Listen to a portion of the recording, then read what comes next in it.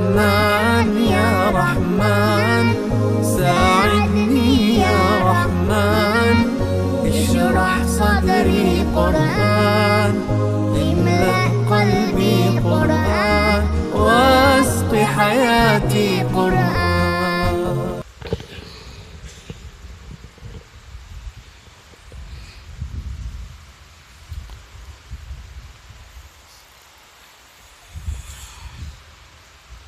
تھوڑا سا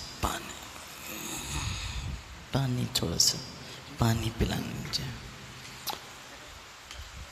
الحمد للہ کفا والصلاة والسلام على من اصطفى اما بعد. اعوذ باللہ من الشیطان الرجیم بسم اللہ الرحمن الرحیم. یا ایہا الذین آمنوا اتقوا اللہ حق تقاته ولا تموتن إلا وأنتم مسلمون. وقال تعالى يا أيها الذين آمنوا ادخلوا في السلم كافة ولا تتبعوا خطوات الشيطان إنه لكم عدو مبين. صدق الله العظيم.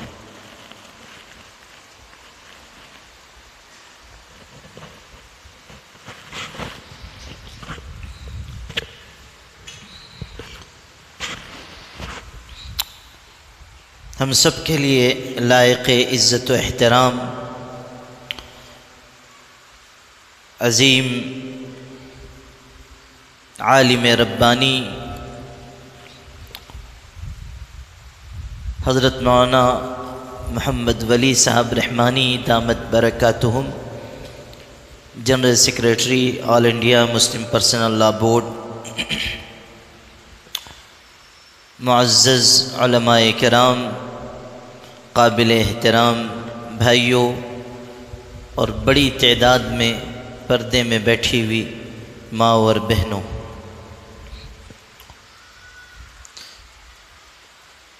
تھوڑے سے وقت میں کچھ ضروری اور اہم باتیں اپنے مرشد گرامی حضرت والا دامت برکاتہم کے حکم سے آپ حضرات کی خدمت میں عرض کرنی ہے. اللہ تعالیٰ سے دعا ہے کہ اللہ تعالیٰ صحیح باتیں کہنے کی ہم سب کو خوب دھیان سے سننے کی اور سن کر عمل کرنے کی توفیق عطا فرمائے.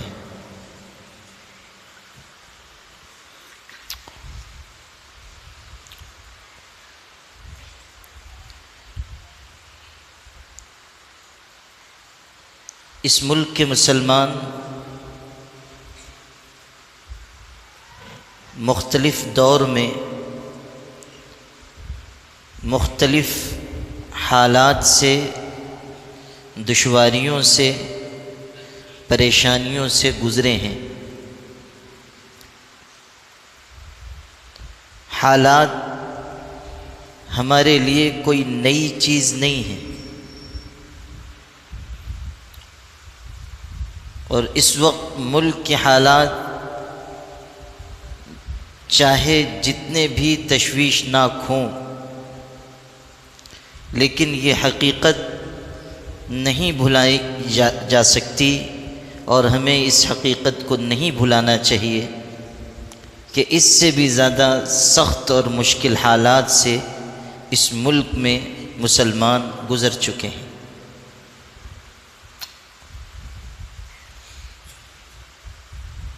لیکن ہمارے بڑوں نے اور بزرگوں نے، ہمارے باپ دادا نے، ہماری رہنمائی کرنے والے علماء نے، مدرسوں میں دین کی تعلیم عام کرنے والے ہمارے لیے لائق احترام، لائق عزت ہمارے قائدین اور رہبروں نے خانقاہوں میں بیٹھ کر اللہ اللہ سکھانے والے مشائخ اور درویشوں نے ہر طرح کے مشکل سے مشکل حالات میں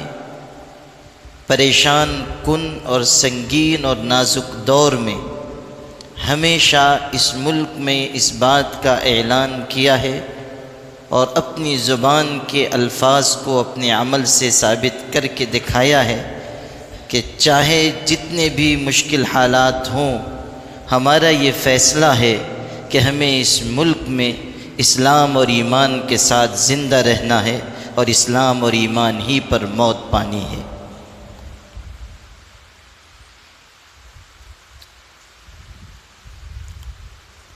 بہت کوششیں کی گئی ہیں کہ مسلمانوں کو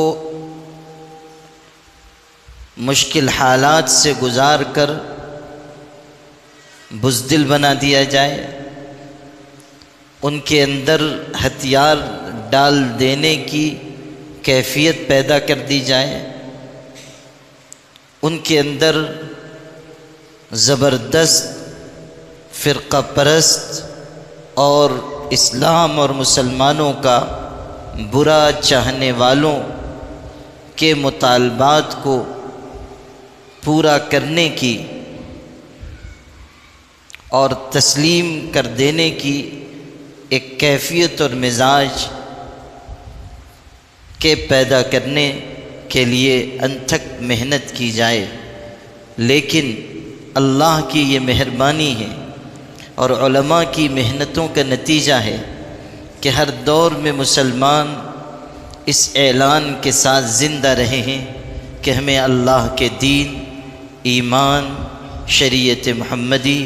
قرآن پاک کی تعلیمات اور حضرت محمد مصطفیٰ صلی اللہ علیہ وسلم کی سنتوں کے ساتھ اس ملک میں زندہ رہنا ہے۔ ہم اپنے شعائر کو، اپنے مقدسات کو، اپنے مساجد کو، اپنے مدارس کو، اپنے معاہد کو چھوڑنے کے لیے اور اسلام کے کسی ایک نقطے سے بھی دستبردار ہونے کے لیے تیار نہیں، اور اس چیز کے لیے ہم سے جس قربانی کا مطالبہ کیا جائے گا ہم وہ قربانی پیش کرنے کے لیے تیار ہیں، چاہے وہ مال کی قربانی ہو، چاہے جان کی قربانی ہو۔ مسلمان اپنی جان کی ہلاکت کو نقصان نہیں سمجھتا، اللہ کے راستے میں جانے والی جان کو وہ اپنے لیے نعمت اور سعادت تصور کرتا ہے۔ عبداللہ ابن حذافہ سہمی رضی اللہ تعالیٰ عنہ کا واقعہ شاید آپ حضرات نے سنا ہو کہ وہ حضرت عمر ابن خطاب رضی اللہ تعالیٰ عنہ کے دور میں ایک جماعت کے امیر بنا کر بھیجے گئے، اور اللہ کی طرف کی بات یہ کہ عیسائیوں نے ان کو گرفتار کر لیا، وہ پورا دستہ، وہ پوری جماعت گرفتار کر لی گئی۔ حضرت عبداللہ اس پوری جماعت کے امیر تھے، شکل و صورت کے اعتبار سے حسین و جمیل تھے، بہت وجیح و شکیل انسان تھے۔ جب عیسائی بادشاہ کے سامنے ان کو پیش کیا گیا تو ان کی شخصیت سے وہ عیسائی بادشاہ متاثر ہو گیا، اور اس نے یہ کہا کہ کتنا اچھا ہو اگر تم ہمارا دین قبول کر لو، عیسائیت کو قبول کر لو۔ حضرت عبداللہ نے کہا کہ ہرگز ایسا نہیں ہو سکتا۔ اس نے کہا ہم پیشکش کرتے ہیں کہ اگر تم ایمان چھوڑ کر، اسلام چھوڑ کر ہمارے مذہب کو قبول کر لو گے تو ہم آدھی سلطنت تم کو دیں گے اور اپنی بیٹی سے شادی کروا دیں گے۔ حضرت عبداللہ نے کہا چاہے جتنی دولت، جتنی نعمتیں تم مجھے پیش کرو، اللہ کے دین کو چھوڑنے کے لیے میں ہرگز تیار نہیں ہوں گا۔ یہاں تک کہ بادشاہ ان سے اصرار کرتا رہا، وہ انکار کرتے رہے۔ بادشاہ ناراض ہو کر یہ کہنے پر مجبور ہوا کہ اب ہم آگ جلوائیں گے اور اس کے ذریعے تم لوگوں کو ہلاک کریں گے۔ چنانچہ برسر دربار آگ جلائی گئی اور اس پر کوئی بڑا برتن رکھا گیا اور اس میں تیل کھولایا گیا، اور ان کے ساتھیوں میں سے کسی کو اٹھا کر اس کھولتے ہوئے تیل میں ڈال دیا گیا، جس کی وجہ سے چند سیکنڈ میں جسم کا گوشت ہڈیوں سے الگ ہو گیا اور وہ شہید ہو گئے۔ یہ ماجرا دیکھ کر عیسائی بادشاہ کو یہ احساس ہوا کہ اب یہ ہمارا مطالبہ قبول کر لیں گے، پھر اصرار کیا، انہوں نے انکار کیا، تو ان کو اٹھا کر اس برتن کے اوپر لایا گیا اور بادشاہ نے کہا کہ ان کو بھی اس کھولتے ہوئے تیل میں ڈال دو۔ جب تیل میں ڈالے جا رہے تھے اس وقت وہ رو پڑے، آنکھوں سے آنسو بہنے لگے، تو بادشاہ نے یہ سمجھا کہ اب ان کا دل متاثر ہو گیا ہے اور موت کو اپنے سامنے دیکھ کر ایمان سے پھر جانے کی کیفیت پیدا ہو گئی ہے، اس لیے بادشاہ نے واپس بلوایا اور کہا اب تو تم ہمارا مطالبہ مانو گے؟ تو حضرت عبداللہ نے کہا ہرگز نہیں، کیا تم یہ سمجھتے ہو کہ موت کو اپنی نگاہ کے سامنے دیکھ کر میری رائے بدل گئی ہے؟ سنو، میری آنکھ میں آنے والے آنسو اس وجہ سے نہیں آئے کہ میں موت سے ڈر رہا ہوں، بلکہ جب تیل کے قریب مجھ کو پہنچایا گیا تو مجھ کو یہ احساس ہوا کہ اب چند سیکنڈ کے بعد میری جان چلی جائے گی، میں اللہ کے دربار میں چلا جاؤں گا، اس کے بعد دین کے لیے کوئی خدمت انجام نہیں دے سکوں گا۔ کاش میری 1000 جانیں ہوتی جن کو ایک کے بعد ایک میں اللہ کے راستے میں قربان کرتا، اللہ تعالیٰ کی راہ میں اپنی جانوں کا نذرانہ پیش کرتا اور اللہ کے ہاں میرا مقام بلند ہوتا جاتا۔ میں موت سے ڈر کر نہیں رو رہا تھا، بلکہ اس احساس کی وجہ سے رو رہا تھا کہ میری ایک ہی جان ہے جو اللہ کے راستے میں تھوڑی دیر میں چلی جائے گی اور اس کے بعد اللہ کے لیے پیش کرنے کا کوئی موقع، کوئی خدمت انجام دینے کا کوئی موقع مجھے نہیں نصیب ہوگا۔ بادشاہ متاثر ہو گیا اور اس نے کہا کہ اچھا اگر تم میری پیشانی کو چوم لو تو میں تم کو آزاد کر دوں گا۔ تو انہوں نے کہا کہ اگر آپ وعدہ کریں کہ میرے سب ساتھیوں کو چھوڑ دیں گے تو میں پیشانی چوم لوں۔ اس نے وعدہ کیا، چنانچہ حضرت عبداللہ نے اس عیسائی بادشاہ کی پیشانی کو بوسہ دیا اور اس پوری جماعت کو اس بادشاہ نے رہا کر دیا۔ جب یہ دستہ، یہ جماعت مدینہ منورہ واپس آئی اور حضرت عمر ابن خطاب رضی اللہ تعالیٰ عنہ کو یہ پورا واقعہ معلوم ہوا تو حضرت عمر نے اپنے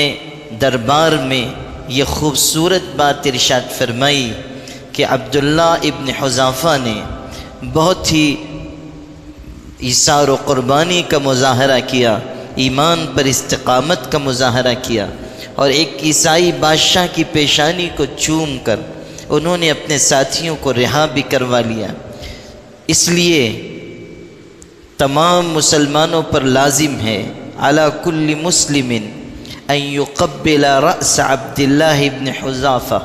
وانا ابدأ بذلک۔ ہر مسلمان کے لیے لازم ہے کہ وہ حضرت عبداللہ کی پیشانی کو بوسہ دے، اور اس کی شروعات اور ابتدا میں خود کرتا ہوں۔ چنانچہ حضرت عمر نے ان کی پیشانی کو چوما اور پھر جتنے لوگ وہاں موجود تھے ان سب نے حضرت عبداللہ کی پیشانی کو بوسہ دیا۔ ایمان پر استقامت اس کا نام ہے، اسی کا مطالبہ ہم سے کیا گیا کہ لا تموتن الا وانتم مسلمون، تمہیں موت نہ آئے مگر اس حالت میں کہ تم مسلمان ہو۔ ہر مرد کے لیے، ہر عورت کے لیے، ہر جوان کے لیے، ہر بوڑھے کے لیے، ہر لڑکے کے لیے، ہر لڑکی کے لیے، پڑھے لکھے کے لیے، بے پڑھے لکھے کے لیے، سب سے اللہ کا یہ مطالبہ ہے اور سب کے لیے اللہ کا یہی حکم ہے کہ لا تموتن الا وانتم مسلمون، ایمان ہی پر زندہ رہنا اور ایمان ہی پر دنیا سے رخصت ہونا۔ جو ایمان چھوڑ کر، ایمان سے محروم ہو کر، ایمان سے پھر کر دنیا سے گیا، اس کی آخرت تباہ ہو گئی، اس کی آخرت برباد ہو گئی۔ قرآن مجید ہمیں بتاتا ہے کہ ایسے ایمان والے اس کائنات میں تھے جنہوں نے آخری سانس تک ایمان کے اوپر جمنے کی ایک مثال قائم کی۔ آپ نے ایک مثال سنی ایک مرد کی، قرآن مجید کی آیتوں کے ذریعے مثال سنیے ایک خاتون کی۔ قرآن مجید بیان کرتا ہے ضرب اللہ مثلا للذین آمنوا امرأة فرعون اذ قالت رب ابن لی عندك بیتا فی الجنہ ونجنی من فرعون وعمله ونجنی من القوم الظالمین۔ ارشاد ہوا کہ اللہ تعالیٰ نے ایمان والوں کے لیے مثال بیان کی ہے ایک خاتون کی، ایک عورت کی۔ جو ہماری بہنیں پردے میں بیٹھی ہوئی ہیں وہ سنیں، ایک عورت کی مثال، ایک خاتون کی مثال، فرعون کی بیوی، اس کی مثال بیان کی گئی۔ اسی سے پہلے والی آیت میں دو پیغمبروں کی بیویوں کا تذکرہ ہے جو کافروں کے لیے بطور مثال بیان کیا گیا۔ ضرب اللہ مثلا للذین کفروا امرأة نوح وامرأة لوط۔ دو پیغمبر ہیں، نوح علیہ السلام اور حضرت لوط علیہ السلام، دونوں کی بیویاں سرکش ہو گئیں، کفر کے راستے پر چلی گئیں، بے حیائی کے طریقے کو انہوں نے اختیار کر لیا اور ان کے اندر کافروں اور مشرکوں سے محبت آ گئی اور انہوں نے اپنے شوہروں کے ساتھ خیانت کی۔ فخانتہما فلم یغنیا عنہما من اللہ شیئا، تو اللہ کے عذاب سے ان کو کوئی بچا نہیں سکا اور کہہ دیا گیا کہ جاؤ دوزخ کی آگ میں داخل ہو جاؤ۔ قرآن پاک بیان کرتا ہے اور تمام مرد اور تمام عورتیں اس بات کو سمجھیں کہ اللہ تعالیٰ حسب و نسب کو اور خاندان کو نہیں دیکھتا۔ اگر پیغمبر کی اولاد ہے یا پیغمبر کے ماں باپ ہیں یا پیغمبر کے بھائی اور بہن ہیں اور ان کا بھی عمل خراب ہے تو اللہ تعالیٰ کے ہاں ان کے لیے کوئی نجات نہیں ہے، کوئی نجات نہیں۔ ہمارے آقا صلی اللہ علیہ وسلم نے اپنی سب سے چہیتی بیٹی حضرت فاطمہ جو آپ کی جگر کا ٹکڑا ہے، جن کے بارے میں آپ نے فرمایا کہ میری بیٹی جنتی عورتوں کی سردار ہے، جن کے فضائل حدیث کی کتابوں میں آپ پڑھیے، ان کو ایک موقع پر بلا کر آقا علیہ السلام نے فرمایا اعملی یا فاطمہ لن اغنی عنک من اللہ شیئا، فاطمہ عمل کرنا، کہیں ایسا نہ ہو کہ اس بھروسے پر بیٹھ جاؤ کہ پیغمبر کی بیٹی ہوں، عمل کرنا، قیامت کے دن میں تم کو اللہ کے عذاب سے بچا نہیں پاؤں گا۔ لن اغنی عنک من اللہ شیئا۔ آپ نے اپنے خاندان آل ہاشم کو بلایا اور ارشاد فرمایا کہ آل ہاشم میرے خاندان کے لوگوں، کہیں ایسا نہ ہو کہ قیامت کے دن دوسرے لوگ اعمال لے کر آئیں اور تم حسب نسب لے کر آؤ کہ ہم پیغمبر کی نسل سے ہیں، خاندان سے ہیں، ایسا نہ ہو۔ اللہ حسب نسب کو نہیں دیکھتا، اللہ عمل کو دیکھتا ہے، اللہ تعالیٰ انسان کے کردار کو دیکھتا ہے۔ تو پیغمبروں کی بیویاں ہیں مگر گمراہ ہو گئی تو کافروں کے لیے ان کی مثال بیان کی گئی، اور فرعون جیسے ظالم کافر سرکش انسان کی بیوی ہے لیکن اس نے ایمان کا راستہ اختیار کیا تو ان کی مثال اہل ایمان کے لیے بیان کی گئی۔ فرعون کی بیوی حضرت آسیہ نے ایمان قبول کیا، ایک خادمہ تھی، ان کی کنگھی چوٹی کرتی تھیں، بال سنوارتی تھی، انہوں نے پہلے ایمان قبول کیا، ان کے ذریعے سے انہوں نے ایمان قبول کیا۔ جب فرعون کو معلوم ہوا تو غصے میں سرخ ہو گیا اور اس نے اس خادمہ کو بلایا اور اپنی بیوی کو بھی بلایا اور کہا کہ کیا تم دونوں مجھ کو خدا نہیں مانتی ہو؟ تو ایمان کی طاقت دیکھیے، ایمان کی قوت دیکھیے۔ اللہ تعالیٰ کی ایک بندی ہے، معمولی نوکرانی ہے، خادمہ ہے، بال سنوارنے والی عورت ہے، فرعون جیسے زبردست بادشاہ کے سامنے ہے، سب سے بڑی سپر پاور طاقت اس کے حکمراں کے سامنے ہے، اور وہ فرعون جو سزا دینے میں مشہور ہے اس کے سامنے کھڑی ہوئی ہے اور وہ ڈراتا ہے، دھمکاتا ہے، مگر ایمان کی طاقت ایک خادمہ میں یہ قوت پیدا کرتی ہے کہ وہ صاف صاف کہہ دیتی ہے کہ میں ایمان لا چکی اور تم کو خدا نہیں مانتی، میں تو اس پروردگار کو رب مانتی ہوں، اس اللہ کو اپنا معبود مانتی ہوں جو تمام جہانوں کی پرورش کرنے والا اور موسیٰ اور ہارون کا رب ہے۔ بادشاہ نے کہا کہ اس کی سزا ملے گی، کہا سزا منظور ہے۔ چھوٹے چھوٹے اس کے 2 بچے تھے، ان دونوں بچوں کو دربار میں آگ جلوا کر فرعون نے یکے بعد دیگرے اس ماں کی آنکھوں کے سامنے آگ کی نظر کر دیا، آگ میں ڈال دیا، اور وہ بچے جل گئے، شہید ہو گئے۔ آپ سوچئے کہ ایک ماں کے لیے کیسا امتحان ہے کہ اس کے جگر کے ٹکڑوں کو اس کی آنکھ کے سامنے آگ کے سپرد کر دیا جائے، مگر ایمان کی طاقت نے اس ماں کو ثابت قدم رکھا، یہاں تک کہ وہ وقت بھی آیا کہ جب اس خاتون کو بھی آگ میں ڈال دیا گیا اور وہ بھی شہید ہو گئی۔ پھر فرعون نے اپنی بیوی سے کہا کہ جس نے تم کو بہکایا تھا وہ تو اپنے انجام کو پہنچ چکی، اب تمہاری باری ہے، اگر تم بھی نہیں مانو گی تو تم کو بھی ختم کر دیا جائے گا۔ حضرت آسیہ نے کہا کہ ایمان سے پھرنا یہ خیال ہی تم اپنے دل سے نکال دو، میں ایمان لا چکی اور اب ایمان سے نہیں پھروں گی۔ چنانچہ حضرت آسیہ کو بھی سخت سزا دی گئی۔ فرعون نے کہا کہ نیزوں سے اور تلواروں سے اور تیروں سے ان کو زخمی کیا جائے۔ برسر دربار ان کو مارا گیا اور جسم سے ان کے خون بہا، اور اس دربار میں جہاں کبھی وہ ملکہ بن کر بیٹھتی تھیں ان کو ذلیل کیا گیا، اور پھر کہا گیا کہ اب تو ایمان سے پھر جاؤ۔ اس اللہ کی بندی نے کہا ہرگز نہیں، جان جا سکتی ہے ایمان نہیں جا سکتا، جان جا سکتی ہے ایمان نہیں جا سکتا۔ پھر فرعون نے ان کے چاروں ہاتھوں اور پیروں میں رسیاں بنوا دی، اور گھوڑوں کے پیروں سے وہ رسیاں باندھ دی گئیں، اور کہہ دیا گیا کہ گھوڑوں کو چاروں سمت میں چلا دیا جائے تاکہ جسم ٹکڑے ٹکڑے ہو جائے۔ چنانچہ ان کے ہاتھ پیر بنوائے گئے اور گھوڑوں کے پیر سے رسی باندھ دی گئی۔ شاید وہی وقت تھا جب انہوں نے یہ دعا مانگی تھی جو قرآن نقل کرتا ہے، اذ قالت رب ابن لی عندک بیتا فی الجنت ونجنی من فرعون وعملہ ونجنی من القوم الظالمین۔ اللہ کی اس بندی نے اللہ کے دربار میں عرض کیا کہ اللہ آپ اپنے پاس میرے لیے ایک محل بنا دیجئے، ایک گھر بنا دیجئے، اور فرعون اور اس کے عمل سے مجھ کو چھٹکارا دے دیجئے اور ظالموں سے نجات دے دیجئے۔ فرعون کے دربار سے اور اس کے محل سے جس میں کل تک وہ رہتی تھی آج نکالی جا رہی ہیں، اور آج ان کو ذلیل کیا جا رہا ہے، تو اللہ سے کہتی ہیں کہ اللہ دنیا کا محل تو چھوٹ رہا ہے مگر اپنے پاس آپ ایک محل عطا کر دیجئے۔ رب ابن لی عندک بیتا فی الجنہ۔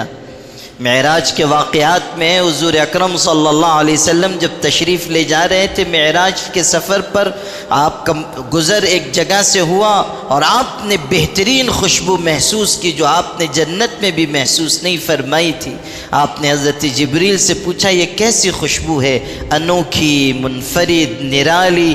تو حضرت جبریل نے کہا کہ یہ حضرت آسیہ کی قبر سے اٹھنے والی خوشبو ہے۔ اللہ تعالیٰ نے ان کو یہ مقام دیا اور ان کی قربانی کو قرآن نے بیان فرمایا۔ مثال ذکر کر دی گئی تمام خواتین کے لیے، تمام بہنوں کے لیے، کہ تمہارے لیے نمونہ ہے کہ کس طرح تم کو ایمان پر جمنا ہے، ڈرایا جائے، دھمکایا جائے، اولاد پر آزمائش آئے، شوہروں پر آزمائش آئے، چاہے گھروں کے اوپر آفتیں آ جائیں، حالات خراب کر دیے جائیں، ہر قسم کے سنگین سے سنگین حالات میں بھی مسلمان عورت یہ کہے گی کہ میرا جینا، میرا مرنا اللہ کے دین پر ہے،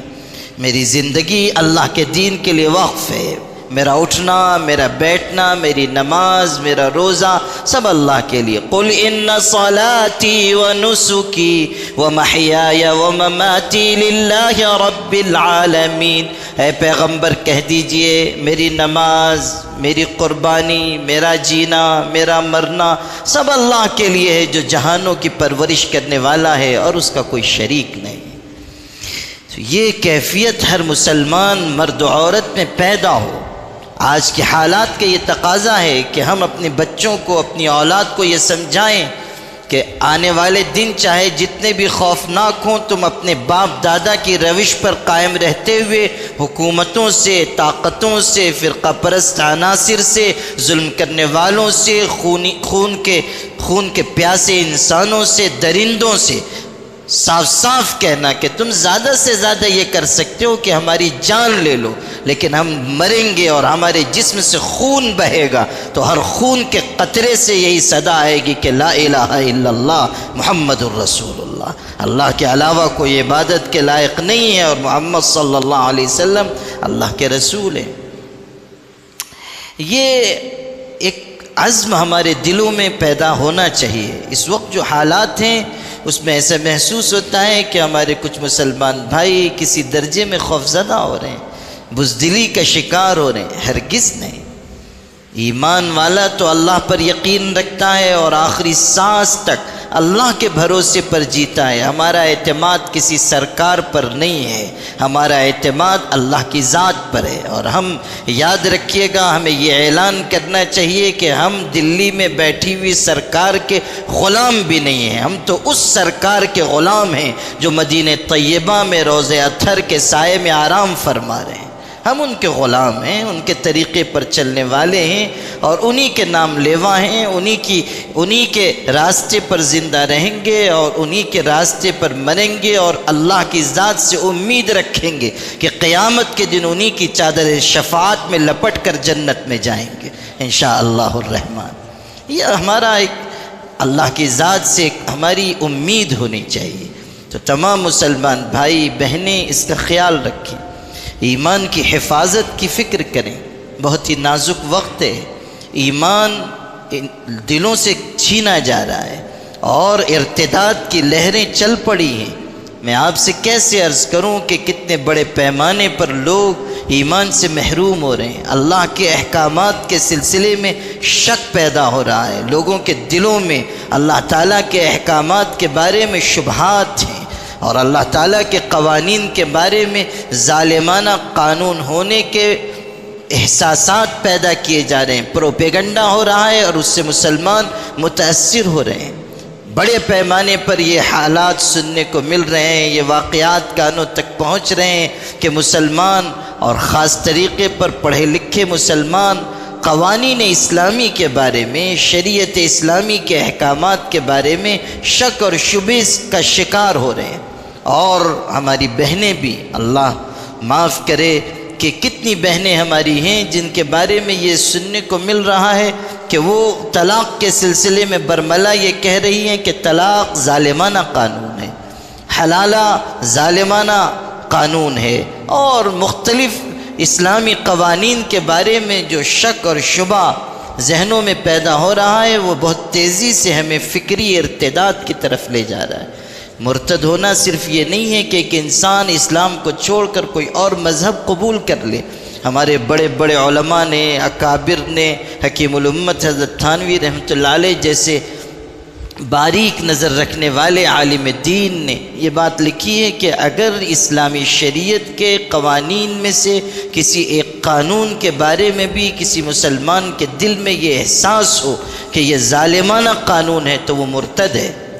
اسلام سے اس کا تعلق نہیں ہے۔ اللہ کے قانون کے بارے میں یہ کیسے سوچا جا سکتا ہے کہ اس میں ظلم کا کوئی حصہ ہے؟ اللہ تعالیٰ سب سے زیادہ انصاف کرنے والا ہے اور اس کے قوانین میں سب سے زیادہ عدل ہے، سب سے زیادہ انصاف ہے۔ اللہ سے بڑھ کر منصف کون ہوگا؟ اور اللہ کے اتارے ہوئے نظام سے بڑھ کر خوبصورت نظام کس کا ہوگا؟ اللہ تعالیٰ کی شریعت کے احکامات سے زیادہ اعتدال، اس سے زیادہ توازن کس نظام میں، کن احکامات میں ہو سکتا ہے؟ پوری دنیا کے تمام عزم، تمام نظریات، تمام فلسفے، تمام مذاہب، تمام تہذیبیں، تمام ثقافتیں، ہر قسم کے مفکرین کی فکریں، وہ سب اگر ایک پلڑے میں رکھ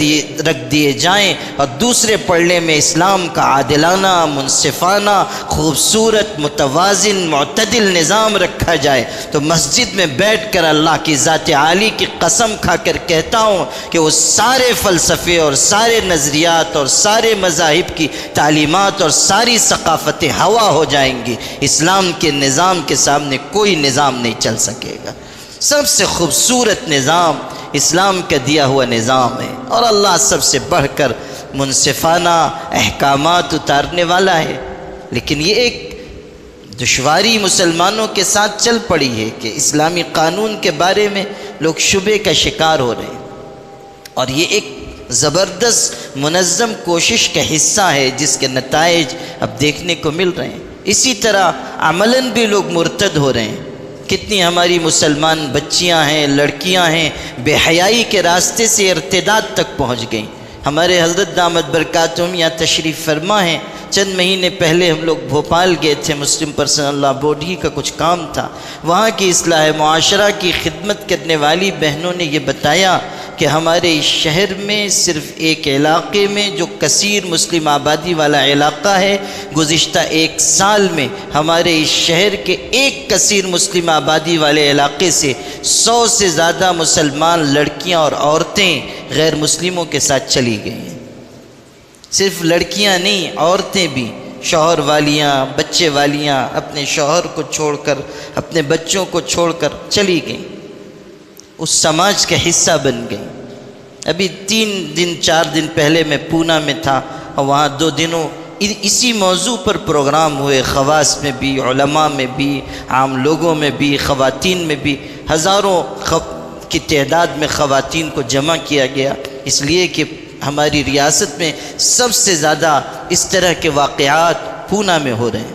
اور وہاں ہر مہینے سرکاری ڈاٹا کے مطابق جو ویب سائٹ انہوں نے بنائی ہوئی ہے سرکار نے، اس کے مطابق ہر مہینے 15 سے 20 ایسی درخواستیں پڑ رہی ہیں جن میں کوئی مسلمان لڑکی کسی غیر مسلم سے کورٹ میرج کی درخواست دے رہی ہے۔ اور آپ اس سے بھی زیادہ نازک اور تکلیف دہ بات سنیے کہ جب وہاں کام کرنے والے لوگ ان گھروں تک پہنچے جہاں کی بچیاں اس طرح جا رہی ہیں تاکہ ان کو روکا جائے، یا جو جا چکی ہیں ان کو واپس لایا جائے، تو عجیب عجیب جوابات سننے کو ملے۔ ایک خاندان نے یہ کہا کہ ہم فری مائنڈڈ لوگ ہیں، آزاد خیال لوگ ہیں، ہم کو اس سے کوئی مطلب نہیں آیا کہ ہماری بیٹی کس سے نکاح کر رہی ہے۔ ایک خاندان سے یہ جواب ملا، ماں نے کہا کہ ہماری بیٹی کما کر کھلاتی ہے، اس لیے ہم اس کو روک نہیں سکتے ہیں، روک ٹوک نہیں کر سکتے۔ ایک خاندان سے یہ جواب ملا کہ ہم معاشی اعتبار سے کمزور ہیں اور کوئی ہماری مدد نہیں کرتا، اب اگر وہ چلی گئی ہے اور ادھر سے کچھ پیسے لا کر ہم کو دے رہی ہے تو ہم اس کے لیے آمادہ ہیں، ہم کو اس سے کوئی مطلب نہیں کہ اس کا شوہر مسلمان ہے، یہ ہندو ہے۔ یہ صورتحال ہے، اور اس کی بھی بہت تفصیل ہے، موقع نہیں ہے کہ میں آپ سے پوری بات عرض کروں۔ دہلی سے بھی واقعات کی خبریں ملی، میں نے اپنے ایک تفصیلی مضمون میں بھی لکھا ہے کہ وہاں منظم طریقے پر جھوپڑ پٹیوں کے علاقے میں، سلم ایریاز میں محنت کی جا رہی ہے، اور لڑکیوں کو سلائی کلاس کے بہانے سے، ہنر سکھانے کے بہانے سے اس راستے پر ڈالا جا رہا ہے۔ نتیجہ یہ ہے کہ وہاں کے جو سرکردہ لوگ ہیں، وہاں کے علماء، قریب میں جمعیت علماء کی بھی میٹنگ ہوئی تھی، ان لوگوں نے جو اعداد و شمار جمع کیے تو پتہ چلا کہ ایسی لڑکیاں تقریباً 500 کی تعداد میں ہیں جو جا چکی ہیں، اور جو جانے والی ہیں ان کا کوئی شمار نہیں ہے۔ اس ریاست میں ویب سائٹ بنی ہوئی ہے جس پر ڈاٹا ڈالا جاتا ہے، پورے ملک میں کہیں ویب سائٹ نہیں ہے، متعین اعداد و شمار دوسری جگہوں پر نہیں ملتے، واقعات دبا دیے جاتے ہیں۔ یہ سب سچائیاں ہیں جن کو ہمیں قبول کرنا ہوگا، اور فکر کرنی ہوگی کہ کس طرح ہم اپنی بچیوں کو، اپنی بہنوں کو، اپنی بیٹیوں کو اس ارتداد سے بچا سکیں۔ آپ بھی دھیان رکھیے، آپ نے کالجز میں اپنی بچیوں کو ڈال دیا، کو ایجوکیشن سسٹم میں ڈال دیا، اب آپ مطمئن ہیں کہ وہ پاک صاف رہے گی، باعفت رہے گی، یہ غلط فہمی ہے۔ آپ کو نظر رکھنی ہوگی، اپنی اولاد کے بچانے کی فکر کرنی ہوگی، اور خاص طریقے پر ارتداد سے ان کی حفاظت کے لیے ہم کو بھرپور محنت کرنی ہوگی۔ یہ اس وقت ملک کے حالات کا تقاضا ہے۔ دوسری بہت اہم بات مجھے آپ سے یہ عرض کرنی ہے کہ ہم لوگ اس وقت اس ملک میں جن حالات سے گزر رہے ہیں ان حالات کے تدارک کے لیے، ان حالات کو درست کرنے کے لیے، ان حالات کو دور کرنے کے لیے جو ہماری ملی جماعتیں، تنظیمیں، ادارے، ہمارے اکابرین، ہمارے قائدین، ہمارے رہبر و رہنما جو کچھ خدمت انجام دے رہے ہیں، وہ سب سر آنکھوں پر، ان کی ساری کوششیں مسلم، ان کی محنتوں کے نتائج بھی مسلم، لیکن یہ بات ذہن میں رکھنی چاہیے کہ جب تک ہم لوگ اپنی اصلاح کی فکر نہیں کریں گے، ہمارے اندر تبدیلی نہیں آئے گی، ہمارے اندر احساس نہیں جاگے گا، ہم اللہ کے دین کی طرف لوٹنے کے لیے تیار نہیں ہوں گے، ہم میں سے ایک شخص اللہ تعالیٰ کے آگے رجوع کرنے والا نہیں بنے گا، اس وقت تک حالات 100% قابو میں نہیں آ سکیں گے۔ یاد رکھیے گا، اللہ کی مدد، اللہ تعالیٰ کی نصرت، اللہ تعالیٰ کی طرف سے جو کیے گئے وعدے ہیں وہ سب اہل ایمان سے اس وقت ہیں جب کہ وہ ایمان اور اچھے عمل کے راستے پر چلیں۔ بے عمل انسانوں کے لیے اللہ کے وعدے نہیں ہیں، بے عمل افراد کے لیے اللہ تعالیٰ کی طرف سے مدد و نصرت نہیں ہے۔ میں آپ کو یاد دلاؤں، جب تاتاریوں کا حملہ پوری دنیا میں جاری تھا، 44 مسلم ملک تھے، ایک ایک ملک پر وہ یلغار کرتے تھے، اپنے پیچھے کھنڈرات کے سوا، تباہی اور بربادی کے سوا، اٹھتے ہوئے دھوئیں کے سوا، لاشوں کے سوا کوئی چیز وہ چھوڑتے نہیں تھے، پورے ملک انہوں نے تباہ کر دیے۔ بغداد جو اس وقت مسلمانوں کی سلطنت کا مرکز تھا، اس پر بھی حملہ ہوا، اور بغداد کو تباہ و برباد کرنے میں کوئی کسر تاتاریوں نے نہیں چھوڑی۔ گھٹنوں خون بغداد میں بہا، دریائے دجلہ و فرات کا پانی خون کے بہنے کی وجہ سے سرخ ہو گیا۔ اس زمانے میں ایک بہت بڑے اللہ والے بغداد میں رہتے تھے، حافظ ابن سید الناس ان کا نام تھا۔ جب تباہی و بربادی مچی ہوئی تھی پورے بغداد میں، تو بغداد کے بہت پڑھے لکھے لوگ، اچھے اونچے سمجھے جانے والے لوگ، وہ حضرت حافظ صاحب رحمۃ اللہ علیہ کی خدمت میں حاضر ہوئے، ان کی خانقاہ میں آئے، آ کر کہا کہ حضرت پورے بغداد پر تباہی ہے، تاتاری حملے کر رہے ہیں، مسلمانوں کو قتل کر رہے ہیں، آپ خانقاہ کے دروازے تک آ جائیں، دیکھ لیں کہ مسلمانوں کا خون بہہ رہا ہے۔ کیا ایسے حالات میں آپ اللہ سے بد دعا نہیں کریں گے کہ ان ظالموں کو ختم کر دیا جائے؟ ان کے بارے میں مشہور تھا کہ وہ اللہ کے مقبول بندے ہیں، ان کی دعا بھی قبول ہوتی ہے، ان کی بد دعا بھی قبول ہوتی ہے۔ لوگوں نے درخواست کی آپ بد دعا کر دیجئے، تو انہوں نے اس وقت ایک بہت ہی چپتا ہوا جملہ کہا تھا، وہ میں آپ کو سنانا چاہتا تھا۔ انہوں نے فرمایا اتستبتئون بالرحم وانا استبتی بالرجم، کہ لوگو تم ایسا سمجھ رہے ہو کہ ظلم کی انتہا ہو گئی ہے اور آسمان سے اللہ کی طرف سے رحمت کے اترنے میں دیر ہو رہی ہے، حالانکہ مسلمانوں کے برے اعمال کو دیکھ کر میرا یہ احساس ہے کہ آسمان سے پتھروں کی بارش برسنے میں دیر ہو رہی ہے۔ اللہ کی نصرت کا وعدہ اچھے عمل کے ساتھ ہے، برے عمل کے نتیجے میں تو عذاب ہی آئے گا، برے عمل کے نتیجے میں تو سزا دی جائے گی، برے اعمال کے نتیجے میں نصرت کھینچ لی جائے گی، رحمت اٹھا لی جائے گی، اعمال کے سپرد کر دیا جائے گا۔ آج ہم غور کریں کہ ہماری زندگیوں میں کون سے اعمال ہیں اللہ کی رحمت کو دعوت دینے والے یا اللہ کے قہر و عذاب کو بلانے والے۔ ہم سوچیں کہ ہم جو کچھ کر رہے ہیں کیا اس کی وجہ سے اللہ کی برکت متوجہ ہوگی یا اللہ کا عذاب متوجہ ہوگا؟ ہمارے آقا صلی اللہ علیہ وسلم نے فرمایا تھا، یاد رکھنا جب میری امت 15 قسم کے کام کرنے لگ جائے گی، اور آپ نے نام بنام ان کو ذکر فرمایا، جب زکوٰۃ کو بوجھ سمجھا جائے گا، امانت میں خیانت کی جائے گی، جب باپ کی اطاعت کی جائے گی اور باپ کی نافرمانی کی جائے گی اور دوست کی اطاعت کی جائے گی، جب بیوی کا حکم مانا جائے گا اور ماں کا حکم ٹھکرایا جائے گا، جب شراب عام ہو جائے گی، جب گانے بجانے کے آلات عام ہو جائیں گے، جب مسجدوں میں آوازیں بلند ہونے لگ جائیں گی، یعنی اختلاف ہوگا مسجدوں میں، غیبتیں کی جائیں گی مسجدوں میں، انتشار ہوگا مسجدوں میں، لوگوں کے دل پھٹ جائیں گے، لوگوں کے جھگڑے مسجدوں تک آ جائیں گے، اور مسلک کے نام پر، جماعت کے نام پر، ذات برادری کے نام پر، خاندان کے نام پر، عصبیت کے عنوان پر لوگ جھگڑے کرنے لگ جائیں گے۔ اللہ تعالیٰ کے گھر بھی جھگڑوں اور انتشار کا مرکز بن جائیں گے، شور کی آوازیں مسجد میں بلند ہوں گی۔ اس امت کا آخری حصہ پہلے حصے کو لعنت ملامت کرے گا۔ جب یہ ساری چیزیں امت میں پائی جانے لگیں تو ہمارے آقا فرما رہے ہیں فارتقبوا عند ذلك ريحا حمراء وزلزلة وخسفا ومسخا وقصفا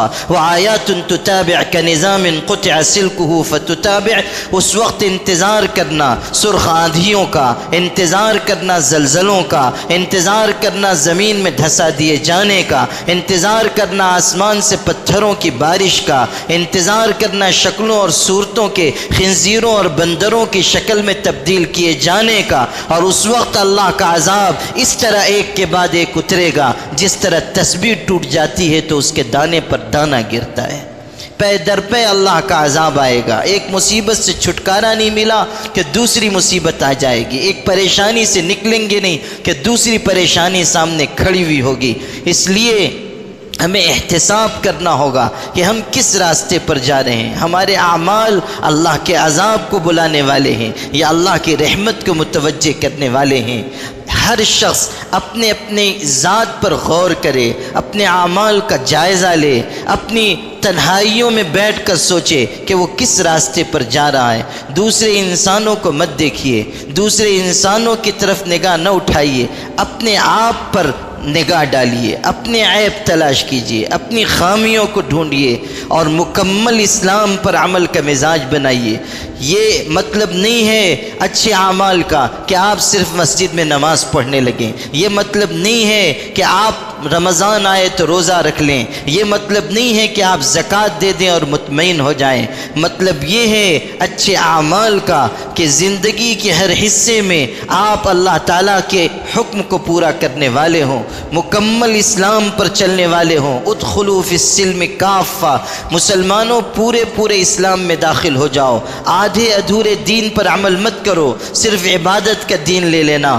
معاملات کا دین چھوڑ دینا، صرف معاملات کا دین لے لینا، اخلاق کا دین چھوڑ دینا، صرف اخلاق کا دین لے لینا، معاشرت کا دین چھوڑ دینا، یہ اس مکمل اسلام نہیں ہے۔ اسلام مکمل اسلام میں داخل ہونا اس کو کہیں گے کہ ہر چیز میں انسان پختہ ہو، عبادت اچھی ہو، معاملات صاف ہوں، اخلاق بہترین ہو، کردار مضبوط ہو، رہن سہن اسلام کے مطابق ہو، اور زندگی کے ہر حصے میں، خلوت میں اور جلوت میں، تنہائی میں اور مجمع میں، اپنی انفرادی زندگی میں اور اجتماعی زندگی میں انسان اللہ سے ڈرنے والا ہو۔ یہ ہے مکمل اسلام کا مطلب۔ لیکن آج ہم لوگ یہ کرتے ہیں، جو حصہ آسان لگتا ہے وہ لے لیں، جو مشکل ہے اس کو چھوڑ دیں۔ مولانا جلال الدین رومی رحمۃ اللہ علیہ آج سے تقریباً 700 سال پہلے انہوں نے کتاب مثنوی لکھی ہے، اس میں بڑی نصیحتیں بیان کی ہیں۔ اس میں انہوں نے یہ واقعہ بھی لکھا ہے نصیحت کے طور پر، دلچسپ حکایت انہوں نے نقل کی ہے کہ پرانے زمانے میں لوگ اپنے جسم کے اوپر جانوروں کی تصویر گدوایا کرتے تھے، اوزار ہوتے تھے جن کے ذریعے جسم کے اوپر تصویر بنائی جاتی تھی، اور تصویر بناتے وقت تکلیف ہوتی تھی۔ ظاہر ہے کہ جسم کاٹا جاتا تھا تو درد ہوتا تھا۔ انہوں نے لکھا ہے کہ اس زمانے میں ان کے دور میں کوئی شخص گیا اور اس نے تصویر گودنے والے سے یہ کہا کہ میری پیٹھ کے اوپر شیر کی تصویر بنا دو۔ شیر بہادری کی علامت ہے، شیر کی تصویر بنا دو۔ اس نے اوزار لیے، اس کی پیٹھ کے اوپر رکھا، اس کو تکلیف محسوس ہوئی تو اس نے زور سے چیخ کر پوچھا کہ کیا بناتے ہو؟ اس نے کہا شیر بنا رہا ہوں۔ کہا شیر کے جسم کا کون سے حصہ بنا رہے ہو؟ تو اس نے کہا شیر کی دم بنا رہا ہوں۔ تو کہنے لگا بہت تکلیف ہو رہی ہے، بغیر دم ہی کا شیر بنا دو، بغیر دم کا بنا دو۔ تو اس نے کہا اچھا ٹھیک ہے، بغیر دم کا بنا دیتا ہوں۔ اس نے پھر اوزار رکھا، تکلیف ہوئی تو اس نے پوچھا کیا بناتے ہو؟ کہنے لگا اس کی ناک بنا رہا ہوں۔ کہنے لگا بہت تکلیف ہو رہی ہے، بغیر ناک کا بھی تو چل ہی جائے گا، بغیر ناک کا بنا دو۔ پھر اس نے تیسری مرتبہ رکھا، کہا اب کیا بناتے ہو؟ کہا پیر بنا رہا ہوں۔ اس نے کہا کہ بغیر پیر کا بنا دو۔ اب جب یہاں تک بات پہنچی تو تصویر گودنے والے نے ایک لات پیچھے سے ماری اور کہا کہ او بے وقوف انسان، بغیر دم، بغیر آنکھ، ناک، بغیر پیر کا بھی کہیں کوئی شیر ہوتا ہے؟ لات مار کر اس نے اپنی دکان سے نکال دیا۔ مولانا جلال الدین رحمۃ اللہ علیہ نے یہ حکایت نقل کر کے یہ سبق لکھا ہے کہ جس طرح وہ شخص بغیر ناک، بغیر کان، بغیر دم کا شیر بنوانا چاہتا تھا، ہمارے دور کے مسلمان بھی بغیر ہاتھ پیر کے اسلام پر عمل کرنا چاہتے ہیں۔ کچھ حصہ جو آسان وہ لے رہے ہیں، جو مشکل حصہ ہے اس کو چھوڑ دے رہے ہیں۔ یہ صورتحال نہیں چلنے والی ہے۔ آج سے سینکڑوں سال پہلے وہ یہ نصیحت کر رہے ہیں، آج تو اور زیادہ حالت بگڑی ہوئی ہے۔ مسجد میں ہم مسلمان ہیں، مسجد سے نکلنے کے بعد ہم میں اور دوسری قوموں میں کوئی فرق نہیں رہ جا رہا ہے۔ ہماری تجارتیں کتنی خراب ہیں، ہمارے معاملات کتنے خراب ہیں، ہمارے گھروں کا نظام کتنا بگڑا ہوا ہے۔ حاجی صاحب ہیں، نمازی صاحب ہیں، تلاوت کرتے ہیں، تسبیح پڑھتے ہیں، لیکن ان کے گھر میں ان کی بہو عزت اور احترام سے رہ نہیں پا رہی ہے۔ ساس اپنی بہو کو سلیقے سے رکھ نہیں پا رہی ہے، بہو اپنی ساس کی عزت کرنے کے لیے تیار نہیں ہے۔ عورتیں کبھی خود جب وہ بہویں تھیں، جب وہ خود کسی کے گھر میں بیاہ کر آئی تھیں، اس وقت ان کا یہ رونا تھا کہ ہم پر ظلم ہوتا ہے۔ اب جب وہ خود ساس بن گئی ہیں تب ان کے ماتحت رہنے والوں کا یہ شکوہ ہے کہ ہم پر ان کی طرف سے ظلم ہوتا ہے۔ اور وہ خاتون بہت صاف ستھرے انداز میں یہ کہہ کر گزر جاتی ہے کہ جب میں بہو بنی تو مجھ کو اچھی ساس نہیں ملی، اور جب میں ساس بنی تو مجھ کو اچھی بہو نہیں ملی۔ غلطی ہمیشہ دوسرے ہی میں ہے، اپنی غلطی کی طرف، اپنی کوتاہی کی طرف ہماری نگاہ نہیں ہے۔ ہمارے گھروں میں خاندانی نظام ٹوٹ رہا ہے، ماں باپ اور اولاد کے رشتے کمزور ہو رہے ہیں، ماں باپ کی خدمت کے لیے لوگ تیار نہیں۔ میرے پاس ایک صاحب آئے تھے رمضان گزر کے عید کے کچھ دنوں کے بعد، بوڑھے شخص تھے، غریب شخص تھے، بہت سارے ملنے والوں میں بیچارے وہ بھی تھے۔ دیر تک وہ انتظار کرتے رہے، پھر انہوں نے جب ان کی باری آئی تو انہوں نے مجھ سے کہا میں تنہائی میں کچھ کہنا چاہتا ہوں۔ تنہائی میں میں نے ان سے گفتگو کی تو کہنے لگے میں پیشے سے حکیم ہوں، مہاراشٹر کے فلاں علاقے کا رہنے والا ہوں، اب بوڑھا ہو چکا ہوں، آپ دیکھ رہے ہیں عمر 70 سال سے زیادہ ہو چکی ہے، اب بیمار رہتا ہوں، دوا علاج کے لیے پیسے پاس میں نہیں ہیں، میرے 3 جوان بیٹے ہیں، میں نے محنت کر کے ان کو پالا پوسا ہے، اچھی ملازمتیں ان کی ہیں، لیکن اب جب میں بوڑھا ہو چکا علاج کے لیے پیسے ان سے مانگتا ہوں تو مجھ کو ڈانٹتے ہیں اور جھڑکتے ہیں، مجھ کو پیسے نہیں دیتے۔ اور رمضان قریب میں گزرا تھا، کہنے لگا وہ بوڑھا شخص کہ اس رمضان میں میں نے علاج کے لیے پیسے مانگے تو تینوں جوان بیٹوں نے مل کر اس بوڑھے شخص کو روزے کی حالت میں مارا ہے، اور میری پیٹھ پر اس کے نشانات موجود ہیں، آپ دیکھ لیجئے۔ آپ تصور کیجئے کہ یہ ہمارے سماج میں ہو رہا ہے، جس سماج میں ایک بوڑھے باپ کو اس کی جوان اولاد اس طرح روزے کی حالت میں مارتی ہو، اس سماج کے اوپر اللہ کی رحمت کیسے اترے گی؟ ہمارا خاندانی نظام تباہ ہو رہا ہے، برباد ہو رہا ہے، ہمارے بچے بچیاں سرکشی کے راستے پر جا رہے ہیں، ان کے اخلاق تباہ ہو رہے ہیں، ان کی راتیں برباد ہو رہی ہیں، ان کی صلاحیتیں برباد ہو رہی ہیں۔ دوسری قومیں محنت کر رہی ہیں، ترقی کر رہی ہیں، آگے بڑھ رہی ہیں، تعلیم کے میدان میں وہ آگے جا رہے ہیں۔ ابھی میں پونے میں تھا، وہاں کے ہمارے شہر کے ایک بڑے پروفیسر ہیں، بہت عرصے سے وہ پڑھاتے ہیں اعظم کیمپس میں، بہت مشہور آدمی ہیں۔ ان سے ملاقات ہوئی تھوڑی دیر کی، انہوں نے چند باتیں کہی، ان میں سے ایک بات یہ بھی کہی کہ میرا اتنے سال کا طویل تجربہ ہے، بہت زمانے سے میں پڑھا رہا ہوں، میرا یہ تجربہ ہے کہ مجھ سے پڑھنے والے غیر مسلم بچوں میں ایک ہی دھن ہوتی ہے کہ وہ کسی طرح اپنی منزل تک پہنچیں، محنت کر کے اعلیٰ تعلیم حاصل کریں، اور مسلمان نوجوانوں میں طرح طرح کی اخلاقی خرابیاں، بگاڑ، اوقات کے ضائع کرنے کا مزاج ہے۔ ہم بہت سمجھاتے ہیں کہ اگر آپ نہیں پڑھیں گے پوری قوم پچھڑ جائے گی، لیکن بات سمجھ میں نہیں آتی ہے۔ میرے بھائیوں، ہم غور کریں کہ ہم کس راستے پر جا رہے ہیں۔ صرف دوسری قوموں کو تانا دینے سے، صرف دوسری قوموں کو الزام دینے سے، صرف فرقہ پرست عناصر کے خلاف باتیں کرنے سے، صرف جذباتیت پر لا کر مسلمانوں کو خوش کر دینے سے قوم آگے نہیں بڑھے گی، قوم نہیں ترقی کرے گی۔ کہ کوئی بھی قوم تمناؤں اور امیدوں کے سہارے نہیں جیتی ہے، کوئی بھی قوم حسرتوں اور آرزوؤں کے سہارے آگے نہیں بڑھتی ہے۔ لیس بامانیکم ولا امانی اہل الکتاب، قرآن میں کہا گیا فیصلہ تمہاری امیدوں اور اہل کتاب کی امیدوں کے مطابق نہیں ہوگا، فیصلہ اللہ کی طرف سے ہوگا۔ اور اللہ کی سنت اور نظام یہ ہے، جو محنت کرے گا اللہ اس کو آگے بڑھائے گا، جو اللہ تعالیٰ کے لیے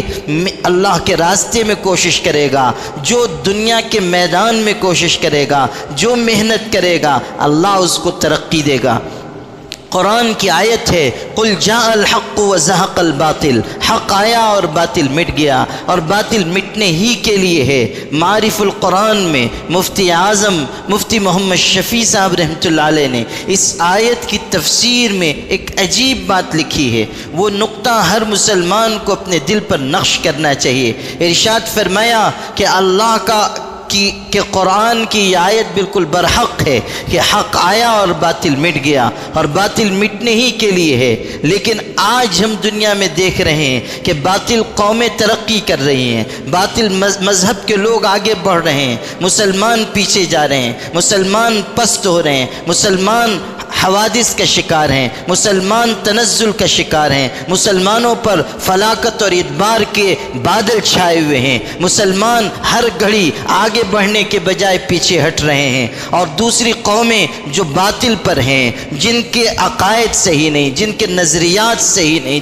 جن کے زندگی کا قبلہ درست نہیں، جو اللہ پر ایمان نہیں رکھتے، جو پیغمبر کی رسالت کو نہیں مانتے، وہ آگے بڑھ رہے ہیں، وہ ترقی کر رہے ہیں، ان کے پاس حکومتیں ہیں، ان کے پاس اقتدار ہے، ان کے پاس بنگلے ہیں، ان کے پاس کاریں ہیں۔ وہ مسلمانوں کے دل میں بھی کبھی کبھی یہ شبہ پیدا ہوتا ہے۔ یہ اور بات ہے کہ ہمارے جوان فتوے کے ڈر سے کہتے نہیں ہیں، لیکن کبھی یہ احساس ہوتا ہے کہ ہم مومن ہیں اور وہ کافر ہیں، اور وہ ترقی کر رہے ہیں اور ہم پیچھے ہٹ رہے ہیں، اور شکوہ شکایت پیدا ہوتا ہے، دل میں شکایت پیدا ہوتی ہے کہ اللہ یہ کیا نظام چل رہا ہے۔ اور بات کہنے کی تو نہیں تھی، لیکن علامہ اقبال جیسے شخص نے تو کہی دی کہ رحمتیں تیری اغیار کے کاشانوں پر، برق گرتی ہے تو بے چارے مسلمانوں پر۔ اور شکوہ میں انہوں نے کہا کہ کیا قہر ہے کہ کافر کو ملے حور و قصور، اور بے چارے مسلمان کو فقط وعدہ حور۔ یہ شکایتیں جو مسلمانوں کے دل میں ہیں، قرآن مجید کی اس آیت کے ذریعے اس کو سمجھیے۔ مولانا مفتی شفیع صاحب رحمۃ اللہ علیہ نے لکھا ہے کہ جو باطل قومیں ترقی کر رہی ہیں، جو باطل نظریات آگے بڑھ رہے ہیں، جو باطل مذاہب کے لوگ آگے بڑھ رہے ہیں، ان کو آگے بڑھتا ہوا دیکھ کر یہ مت سمجھنا کہ اللہ کے قرآن کی یہ آیت درست نہیں ہے، بلکہ اللہ تعالیٰ کا نظام یہ ہے کہ اگر دنیا میں کبھی بھی باطل ترقی کرے گا تو حق والوں کی صفات اختیار کر کے ترقی کرے گا، اور جب کبھی دنیا میں دین برحق کے اوپر کوئی تنزل آئے گا، مسلمان جو اللہ تعالیٰ کی طرف سے برحق قوم ہیں ان کے اوپر کوئی مصیبت آئے گی تو اس لیے آئے گی کہ وہ باطل قوموں کی صفات اپنے اندر پیدا کر لیں گے۔ اگر باطل ترقی کر رہا ہے تو وہ حق والوں کی صفات اختیار کر کے ترقی کر رہا ہے، اور اگر ہم پیچھے ہٹ رہے ہیں تو غیروں کی عادتیں، غیروں کے اخلاق، غیروں کے طور طریقے، غیروں کا رہن سہن اختیار کر کے پیچھے ہٹ رہے ہیں۔ اللہ کا قرآن اپنی جگہ سچا ہے کہ حق ہمیشہ غالب رہے گا، باطل ہمیشہ مٹے گا، لیکن اگر حق والے باطل والوں کی صفات اختیار کریں گے نتیجہ دوسرا نکلے گا، اگر باطل والے حق صفات صفات اختیار کریں گے نتیجہ دوسرا نکلے گا۔ یہ حقیقت ہم سب کو دل میں بٹھانی ہوگی کہ ہمارے آپ کے لیے صرف اور صرف کامیابی کا ایک ہی راستہ ہے، وہ ہے اللہ کی طرف رجوع، وہ ہے اچھی عادتوں کو اپنانا، وہ ہے مضبوط کردار بنانا، وہ اللہ تعالیٰ کی طرف، وہ اللہ کے آگے رونا اور گڑ گڑانا، راتوں کو اٹھ کر گرم آنسو بہانا، مسجدوں کی چٹائیوں پر اپنی پیشانی کو جھکانا، اپنے آپس کے اختلافات کو مٹانا، اپنی قیادت پر اعتماد کرنا، اپنی قوم اور اپنی جماعت کے لیے، مسلمانوں کے لیے خرچ کرنے کی عادت اپنانا۔ صرف اپنے لیے جینے کا مزاج دوسری قوموں کا مزاج ہے، پوری کائنات کے لیے جینے کا مزاج یہ مسلمان کا مزاج ہے، یہ مسلمان کا طور طریقہ ہے۔ ہم تو اس چیز پر عمل کرنے والے ہیں کہ حیات لے کے چلو، کائنات لے کے چلو، چلو تو سارے زمانے کو ساتھ لے کے چلو۔ ہمارے لیے حکم یہ ہے کہ ہمارا دل ہر غریب، ہر مسکین، ہر بیوہ، ہر فقیر، چاہے وہ ہمارے مذہب کا ہو چاہے دوسرے مذہب کا ہو، اس کے درد سے اور اس کی محبت سے بھرا ہوا ہو۔ ہمارے دل میں ایک ایک کی خدمت کا جذبہ ہو، ایک ایک کے کام آنے کی عادت ہو، اپنی حق حلال کی کمائی میں سے اللہ کے راستے میں لٹانے کا جذبہ ہو۔ ان صفات کے ساتھ ہم اگر آگے بڑھیں گے تو مستقبل ہمارا ہے، اور اگر ان صفات سے کٹے رہے جیسے اب تک کٹے ہوئے ہیں تو پھر ہمارے لیے مستقبل میں امکانات کم ہیں، خطرات زیادہ ہیں، آنے والا وقت ہمارے لیے کوئی بہتر پیغام لے کر نہیں آئے گا۔ آخری بات اپنے تمام مسلمان بھائیوں اور بہنوں سے، صرف اپنی طرف سے نہیں، اپنے مرشد گرامی حضرت والا دامت برکاتہم کی طرف سے، مسلم پرسنل لاء بورڈ کے ایک ادنا خادم کی حیثیت سے پورے مسلم پرسنل لاء بورڈ کی طرف سے یہ پیغام ہے آپ کے لیے کہ ایک مسلمان کے لیے ہر وقت اس بات کو اپنے پیش نظر رکھنا ضروری ہے کہ وہ اللہ تعالیٰ کے دربار میں جانے والا ہے، اس کو اللہ کے ہاں جا کر اپنی زندگی کا حساب دینا ہے۔ حضور اکرم صلی اللہ علیہ وسلم جو وعظ فرماتے تھے، جو تقریر کرتے تھے، جو نصیحت فرماتے تھے، جو آپ لوگوں کو اعمال کی طرف رغبت دلاتے تھے، جو گناہوں سے بچنے کی تلقین کرتے تھے، احادیث کا پورا ذخیرہ پڑھ جائیے، حضرت کے خطبات اٹھا کر دیکھ لیجئے، ان میں غالب حصہ یہ ہوتا تھا کہ حضرت عام مجمع میں، خاص مجمع میں، رات میں اور دن میں اپنے قریب کے صحابہ کے درمیان اور تمام مسلمانوں کے درمیان بار بار یہ فرمایا کرتے تھے، تم میں سے عقل مند اور کامیاب انسان وہ ہے جو اپنے نفس کے اوپر قابو پالے اور جو موت کے بعد کی تیاری کرے، موت کو اپنے پیش نظر رکھے، آنے والے وقت کو فراموش نہ کرے، یاد رکھے کہ سانسوں کی یہ ڈور ٹوٹنے والی ہے، ہاتھ پیر جو حرکت کر رہے ہیں وہ ساکت ہونے والے ہیں، دیکھنے والی آنکھ پتھرانے والی ہے، ایک وقت آئے گا کہ دھڑکنے والا دل رک جائے گا، ایک وقت آئے گا کہ بولنے والی زبان خاموش ہو جائے گی۔ یاد رکھا جائے کہ ایک وقت ایسا آنے والا ہے جب انسان کو نرم آرام دہ ایئر کنڈیشن کمرے میں سے نکال کر 2 گز زمین کے اندر لٹایا جائے گا۔ انسان یاد رکھے کہ اونچے اونچے بنگلوں میں، عمدہ کاروں میں ٹہلنے، رہنے، گھومنے کے بعد اس کا انجام اس کے علاوہ کچھ نہیں ہے کہ اس کو مٹی کی چادر اوڑھنی ہوگی اور مٹی کی چادر کے اوپر سونا ہوگا اور تنہا انسان ہوگا، نہ اس کی دولت اس کے ساتھ، نہ اس کے ماں باپ اس کے ساتھ، نہ اس کی اولاد اس کے ساتھ، نہ دوست احباب بچانے والے، نہ کائنات میں اس کی شہرت اس کے کام آنے والی، نہ دنیا کی عزت اس کو اللہ کے عذاب سے بچانے والی، صرف اور صرف ایک چیز ساتھ جانے والی ہے، وہ انسان کا اچھا عمل ہے، اور انسان تنے تنہا قبر میں سویا ہوا ہوگا، کوئی دیکھنے والا موجود نہیں ہوگا۔ آغوش لحد میں جب کہ سونا ہوگا، جو خاک نہ تکیا نہ بچھونا ہوگا، آہ قبر کی تنہائی میں کون ہوئے گا انیس، ہم ہوں گے اور قبر کا کونا ہوگا۔ اس وقت کو یاد رکھنا، یہ انسان کی اصلاح کی بنیاد ہے، یہ انسان کے لیے اخلاق کے راستے پر چلنے کا ذریعہ ہے۔ آقا علیہ السلام سے پوچھا گیا، من ازہد الناس یا رسول اللہ، اللہ کے رسول کائنات میں سب سے بڑا زاہد کون ہے؟ آپ نے فرمایا من لم ینس القبر والبلا، وہ انسان جو قبر کو اور قبر میں جا کر مٹی ہو جانے کو نہیں بھولتا. وَتَرَكَ فَضْلَ زِينَةِ الدُّنْيَا اور ضرورت سے زائد دنیا کی زینت کو چھوڑ دیتا ہے. وَآثَرَ مَا يَبْقَى عَلَى مَا يَفْنَى اور فنا ہو جانے والی چیز یعنی دنیا پر باقی رہنے والی چیز یعنی آخرت کو ترجیح دیتا ہے. وہ یاد رکھتا ہے کہ دنیا مٹنے والی ہے, دنیا تباہ ہونے والی ہے, آخرت قریب ہے, اللہ کے دربار میں جانا ہے, قبر میں جا کر اللہ تعالیٰ کی طرف سے سوالات کا جواب دینا ہے اور اللہ کے دربار میں کھڑے ہو کر حساب دینا ہے. ہر ابن آدم سے پوچھا جائے گا مال کہاں سے کمایا, کہاں خرچ کیا, زندگی کہاں گزار کر آیا, جوانی کہاں بتا کر آیا, علم پر کتنا عمل کیا. کوئی آدم کا بیٹا ایسا نہیں ہے, ہمارے آقا فرما رہے ہیں آدم کا کوئی بیٹا ایسا نہیں ہے جس کے پیر اپنی جگہ سے حرکت کر جائیں اس وقت تک جب تک کہ وہ ان 4 سوالوں کا جواب نہ دے لے. پوچھا جائے گا زندگی کہاں گزار کر آیا, جوانی کہاں کاٹ کر آیا, مال کہاں سے کمایا, کہاں خرچ کیا اور اپنے علم پر کتنا عمل کیا. ان ساری چیزوں کا جواب دینا ہے. یوم یقوم الناس لرب العالمین, وہ دن آنا ہے جب پاک پروردگار کے دربار میں کھڑا ہونا ہوگا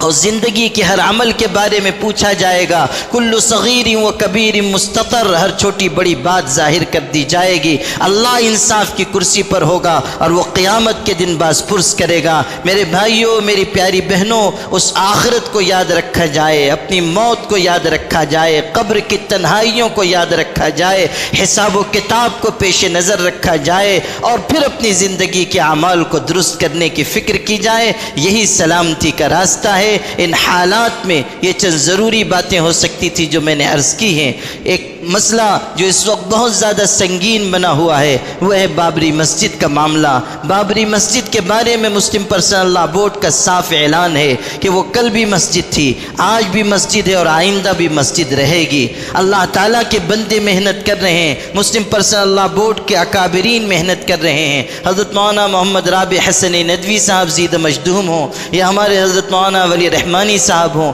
یا دیگر ہمارے بورڈ کے ذمہ دار حضرات ہوں, سب فکر مند ہیں اور کورٹ میں, سپریم کورٹ میں کیس چل رہا ہے, فائنل سٹیپ پر پہنچ چکا ہے اور اب جنوری سے اس کی سماعت تیزی کے ساتھ ہونے والی ہے. فیصلہ بھی ایسی امید ہے کہ جلد آئے گا. جو تیاریاں کی گئی ہیں, جو محنت کی گئی ہے, جو کوششیں کی گئی ہیں, جو دعائیں مانگی گئی ہیں, اب جو اللہ کی مدد کے آثار نظر آ رہے ہیں, ان کے پیش نظر ہم یہ کہہ سکتے ہیں کہ انشاءاللہ حق غالب آئے گا اور باطل مٹے گا اور اللہ تعالیٰ مسجد کے حق میں فیصلہ کروائے گا. یہ ہم اللہ کی ذات سے امید ہے. اس کے لیے دعاؤں کا اہتمام ضروری ہے. تمام مسلمان بھائی, تمام مسلمان بہنیں دعاؤں کا اہتمام کرے اور all India Muslim personal law board کی طرف سے کی جانے والی کوششوں کا حصہ بنے. وآخر دعوانا ان الحمد للہ رب العالمین.